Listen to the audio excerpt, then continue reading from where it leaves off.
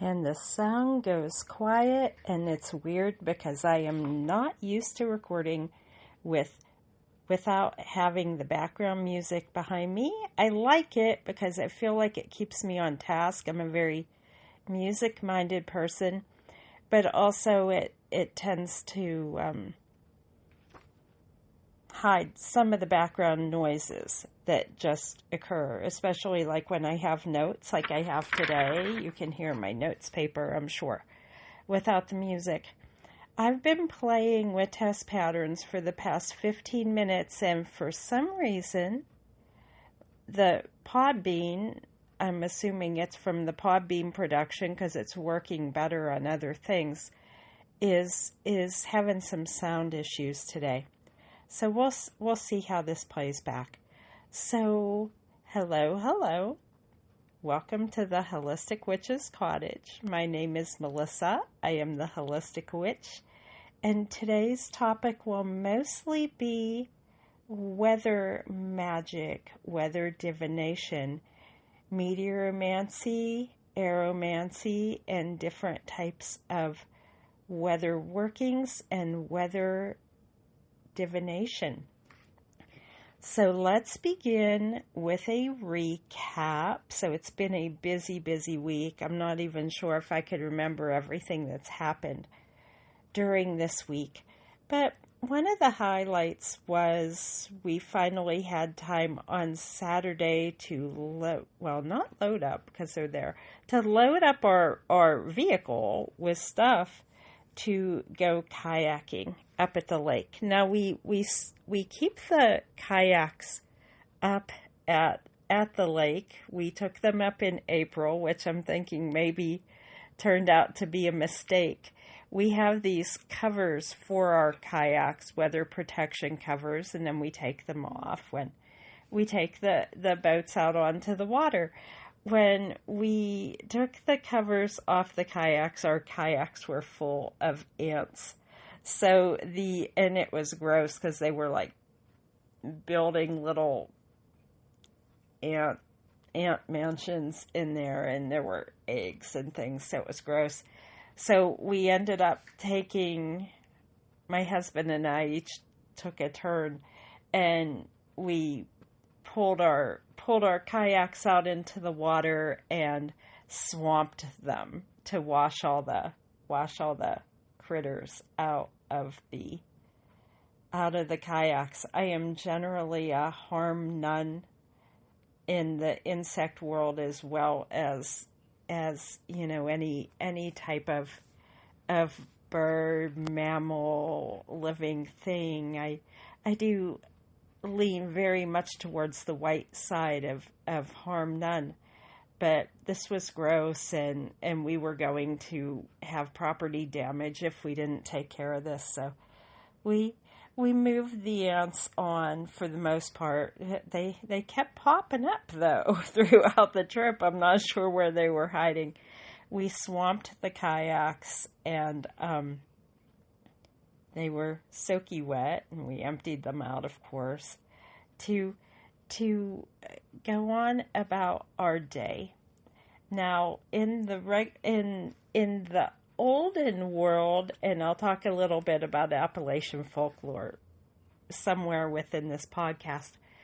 In the olden world, people read the signs of the sky, of livestock, of insects, of birds to predict the weather. Most of us, I would assume, have some kind of weather app on your phone or preferred device. And I've got to say, ours was pretty dead on accurate with that. We knew there was a chance of severe storms later in the day. We planned our trip, in theory, to get up there and out of there before that happened. We definitely got there before it happened. I think we lingered about a little too long, and things started getting a little frisky with the weather before we got back and loaded up into the car, but everything was okay. You know, it didn't take a weather witch to be able to start to read the signs when it was like, okay, guys, time to go, time to go. But my guys were still out on the water when the sky started to turn, and but it was all good. Gotta love those days out on the water, communing with nature, communing with wildlife, and on the beautiful days and on the rougher days too, because there's a special sort of magic in an impending storm. The water was a little choppy for me.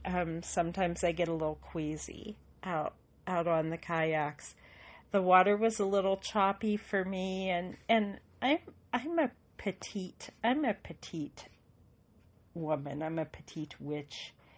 And I'm pretty tough for an old lady who's 5'2", but I was having a little trouble with the current trying to pull me in a direction I did not want to go.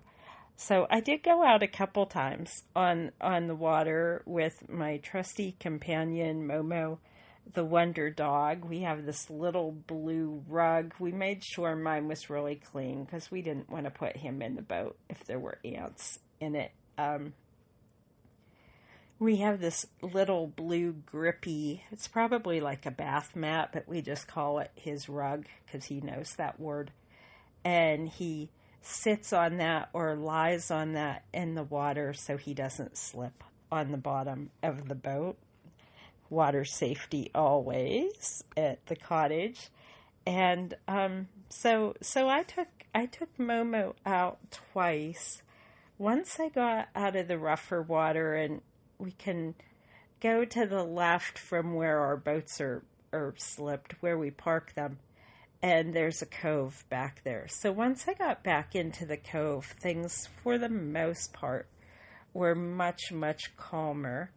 So I love paddling through the lily pads and looking for wildlife. I did get a few visits from dragonflies. There were some interesting birds, but if there were eagles feeding, I didn't see any this time. That doesn't mean they weren't around. I just didn't see any this time. The tree swallows and sparrows were crazy because the bugs must have been stirred up because of the impending storm. So they were zipping around everywhere, and there were some interesting herons. And the fish were splashy, and it was just a generally pleasant day out on the cove. I like to just go out there and sort of just find a spot close to the shore where I can watch the birds in the trees and the shrubs and the bushes. Some of the bushes were starting to flower, so yeah, the scent of honeysuckle out there, it's just a very magical moment. I like it a lot, but then leaving the cove, the water started getting much rougher, and I was having a little trouble making my turn to get back to where I needed to park. That was becoming a little scary. There is something magical about the cleansing of the wind and the storm too, but I chose to commune with the wind and the impending storm from the shore with Momo. That started to feel a little bit safer. My guys seemed to be doing fine out on the water. They didn't seem to be having the troubles that I was having, so that was good. So that's the big recap for the kayak trip. We probably lingered a bit too long, so as we were packing up, the wind, they were predicting winds in 70 to 80 miles per hour definitely wanted out of that area. I forgot to turn off my notifications. All right, so you guys got to hear a little bink bink. And it says, somebody sent me a friend request. It looks like a bot. Yay! With the high winds coming in, you know, when you're carrying containers and coolers and kayak paddles, things can get a little weird, little scary. But we got her all packed up and good to go. Now, I had another mission on that trip. The park where we like to camp and the park where we keep our kayaks, it's a state park, Pennsylvania State Park. Some Eagle Scout projects have sprouted up around the park, those cute little miniature libraries. And they were requesting book donations. Well, I spend a lot of time, I'm on the board of directors of a local library, and I spend a lot of time working in a library, and we had some things that we could donate. So in the midst of this horrific storm, we're driving from tiny library box to tiny library box to deposit books, which was crazy, but so fitting in our life, I guess. And then we went out for ice cream, and by the time we got to the ice cream place, things had calmed down. That's on the other side of the lake. There was still some rain, but things had calmed down a bit. We came home to a tiny bit of storm, not so much damage, but disrepair. Just some things that could easily be set back up. Some things had gotten knocked around. So weather can be interesting.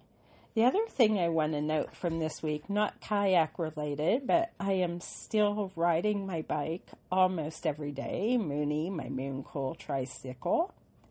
And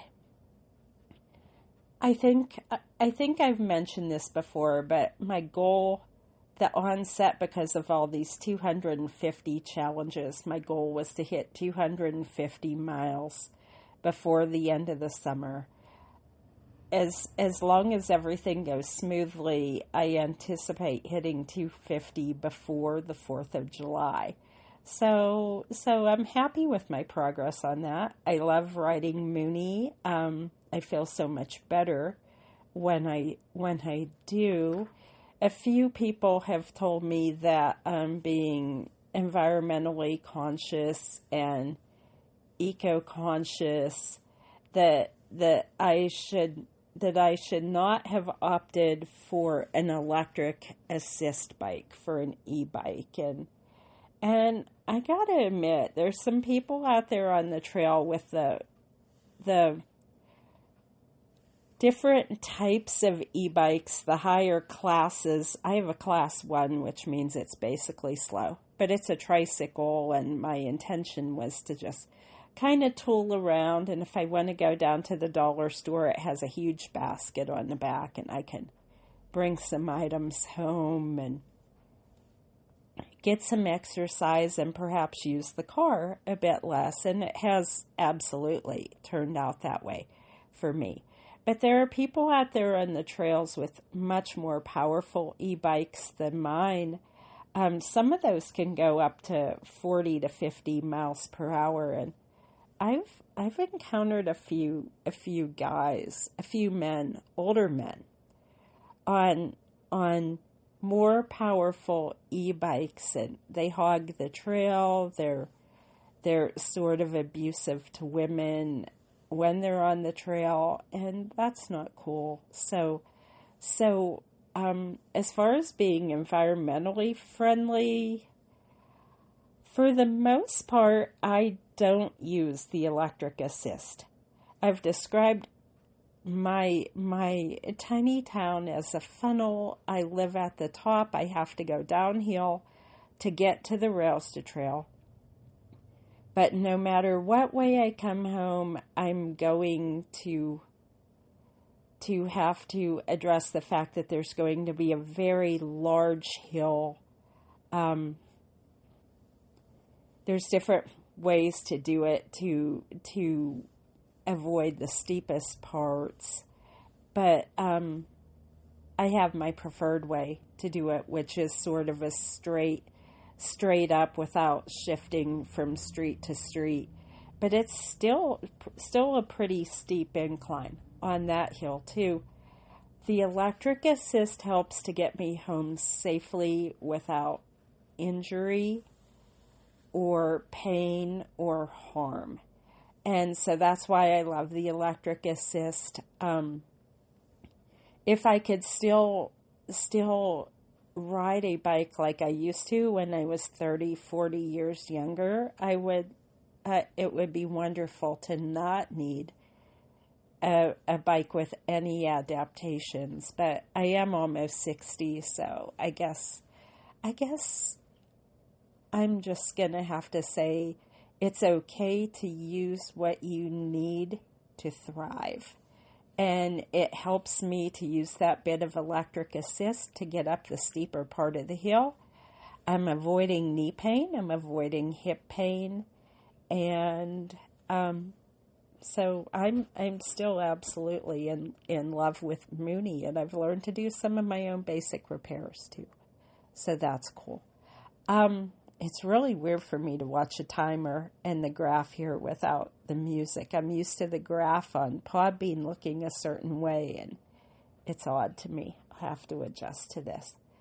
So I went for a ride yesterday. I mentioned that I've seen deer. In the beginning of the spring, I was chased by some light gray squirrels, and they disappeared for a while, but they're back, so I'm being chased by squirrels again. I have my regular bird visitors, just like I do at the cottage. I'm not sure if you can hear the robins out on the back porch. They land on the rail and they tweet for me to bring goodies out for them. And they go tweet, and if that's the sound that you hear, that's my robins trying to get my attention. They've already been fed this morning. And so I was on the trail yesterday. I have like my regular route, and I had to cut it a bit short because there were deer blocking the trail. I got to a certain part, and I looked ahead, and I'm always looking ahead, but I looked further ahead, and I saw there were deer blocking the trail, and so I slowed down, and then more came onto the trail, closer to me. It was sort of a large herd. And so I sat and watched for a while, and I talked to them, and they had absolutely no problem with me being there. And they were starting to get pretty close. So, I don't know if people were feeding the deer out on the trail. I didn't have anything for them. I didn't want to get into a situation where they expected to be fed, and me not having anything, them getting aggressive. So I can go in reverse a bit. So I gently backed out and decided to turn back. I absolutely love the deer. I like to watch a deer. We do have a Lyme tick problem in Pennsylvania. That's another topic for another day, but I do love to watch deer.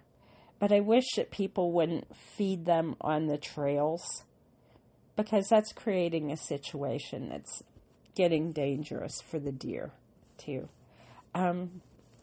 So that was beautiful and awesome to observe, and I just love communing with nature like that. So let's get to the main part of my topic. Let's get to weather magic.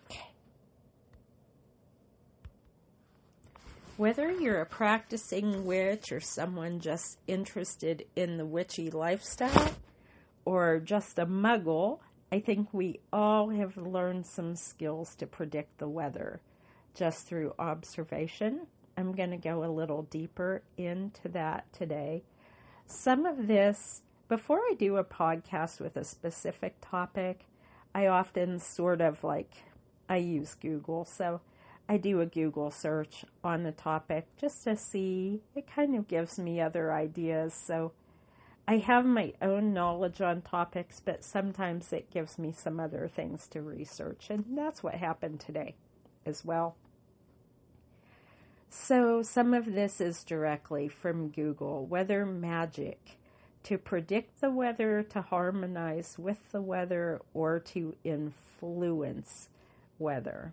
And we'll be talking a little bit about each. I think most of my recap was harmonizing with the weather, whether it's calm, stormy, or somewhere in between, day or night, different patterns of the day.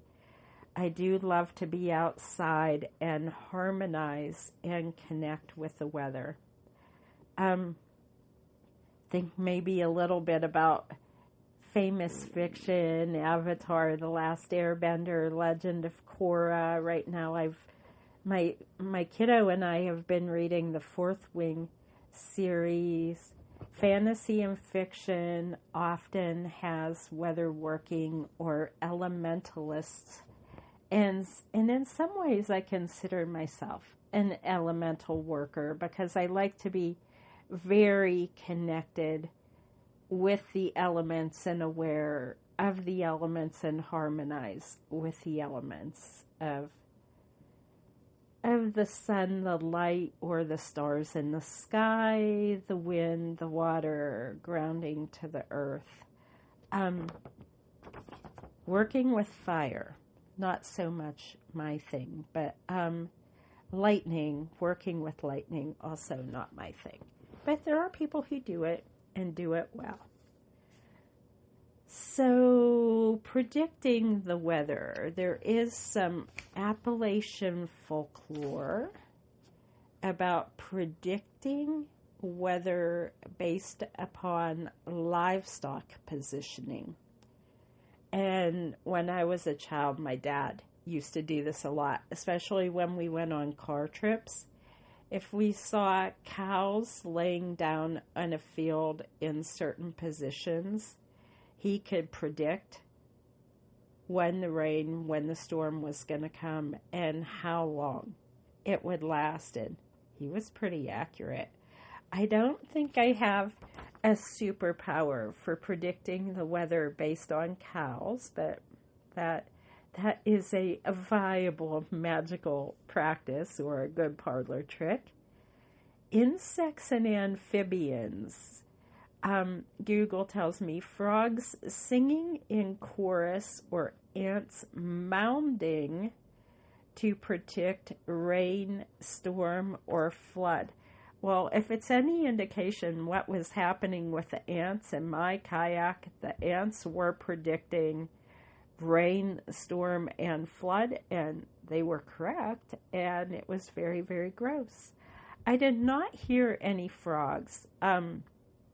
That's not to say they weren't singing somewhere else on the lake. We don't normally hear frogs where the kayaks are stored. There's other places where we do. But I did not hear any singing frogs on Saturday.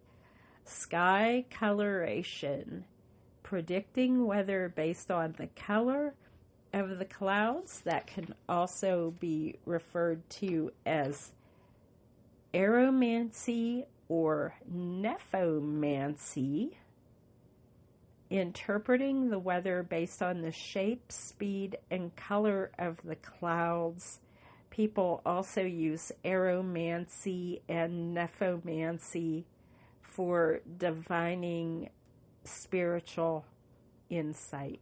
And every once in a while, if I see a really cool cloud pattern at home or out up at the lake, I'll take photos and post that up on Camping Witches, and we'll play a little bit with cloud divination. And that can be a fun thing to do too, finding shapes and signs in the clouds. Whether you believe in it as an actual divination technique or just finding shapes and signs in clouds, that cloud looks like a bunny, that cloud looks like a mushroom, that cloud looks like a dragon, can just be a fun thing to do for adults and children.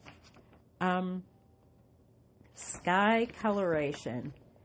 On Saturday and today, my sky was very gray. They're also predicting rather severe storms today at the time of my recording, in about 3 hours from now. And there is a chance of some localized flooding again, too. So, yay! Weather divination. Meteoromancy refers more to reading signs in the stars in the night sky and starlight. Aeromancy refers more to reading the atmosphere and the clouds during the daylight hours, if that makes any sense. Meteoromancy is more celestial. Aeromancy is more cloud-based, wind-based, and then there are also biological signs that can be tied to those as well. And guess who just woke up? It's an appearance by Cling, Cling, Cling. We hear you jingling, jingling, Mr. Momo the Wonder Dog. Biological insight would be like the frogs singing, the insects swarming, the gross ants in the kayaks. So Nephomancy is interpreting the shape, speed, color, and distance of clouds. Are you coming up? Astromancy is divination by direction and sound of the wind. I've never tried this. I may do more research on it and talk about it more in an upcoming podcast. If anyone is skilled in astromancy, I'd love to hear from you.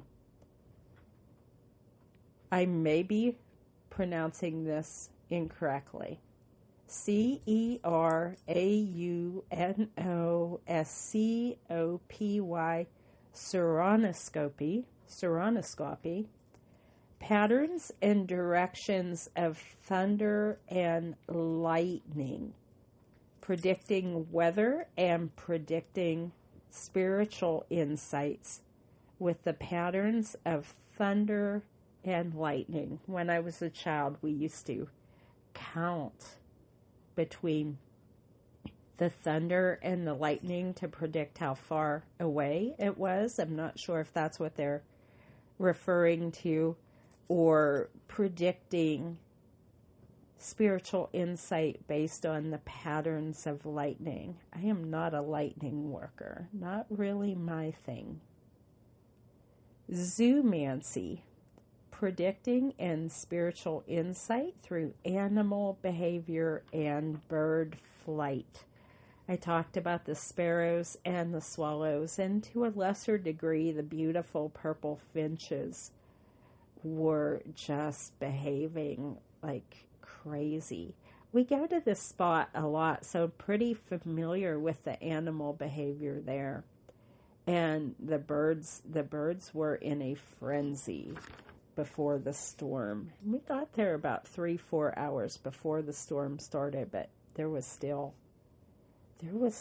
a lot of agitation with the birds. So we've talked about the frogs and the insects, sky coloration, those old folkloric sayings like red sky at night, sailor's delight, red sky in morning, sailor's warning. I read that that's based upon some biblical verses. I won't get too much into that, but there are people that combine the weather with biblical verses for spiritual insight and weather prediction also. The last one I have is calendar lore, and that would be like on Candlemas, Groundhog Day. I'm about an hour, a little more than an hour from Punxsutawney, Pennsylvania, the home of the famous groundhog prognosticator, Punxsutawney Phil, that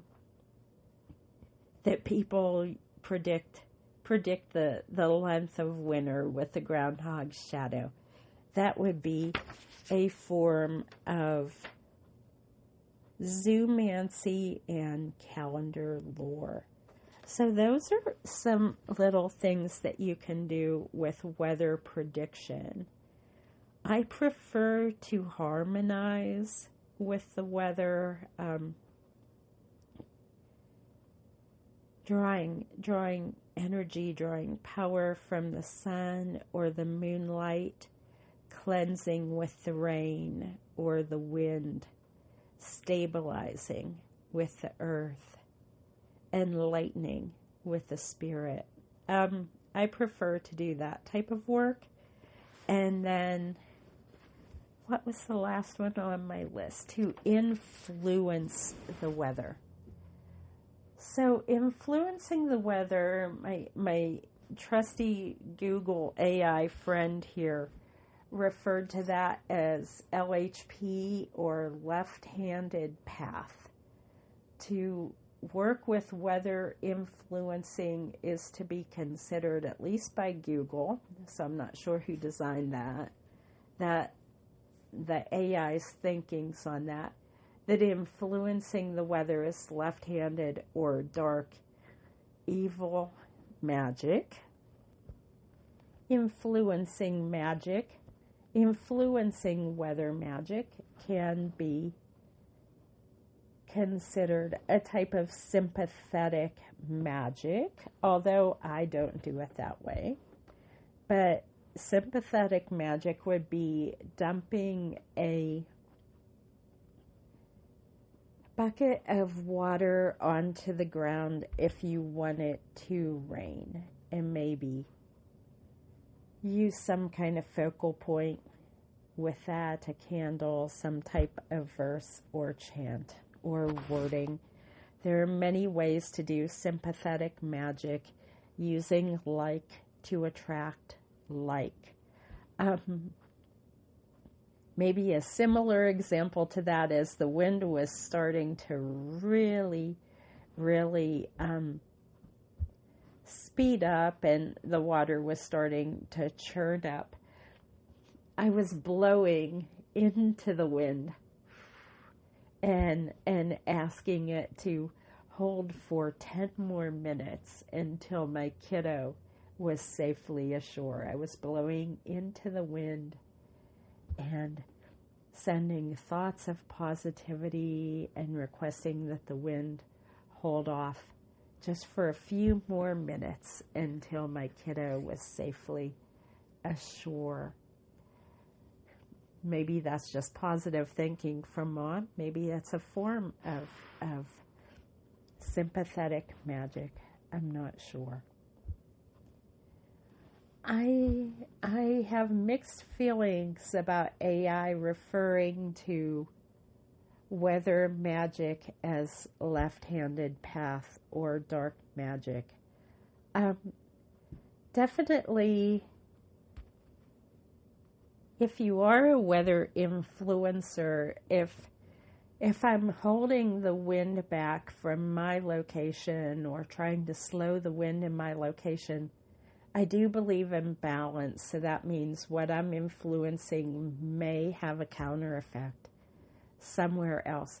So I do understand that, and they referenced something. I remember this happening online. Australia was having a severe problem with wildfires, and there were a lot of magical workings happening online requesting rain for Australia, and then they got much more rain than they wanted, and then there were some devastating floods in parts of the United States too, and at least online some witchy folks got some blame. Here's some sirens in the background. Got some blame for that type of thing. Whether praying for rain for wildfires in Australia caused a flood in the eastern United States, I'm not so sure I agree with that, but I do believe in balance, and I do understand the concept of balance. So if influencing weather feels like it could cause damage or pain for others, then I would simply say that influencing weather is not part of your path. I've been known to, I powwow, so I will combine Christian prayers with requests, with magical requests. I have been known to in the winter to pray for a severe weather storm to miss my area. Geographically, we are often on the border of huge storms that come in from the west, lake storms from Lake Erie, and then what they call the Laurel Highlands. That would be the Alleghenies, the Appalachian Mountains to the southwest of us, also known for tremendous winter storms. Where I live, we're sort of on the border. So I have been known to put prayers out to request that huge storms miss us or skirt us. And it can be the difference between getting 24 inches of snow overnight and 2 inches of snow overnight. I'm not sure if my powwowing, my requesting, my prayers means that if we get 2 inches of snow in my county, that means a county that was going to get 24 inches now suddenly got 26.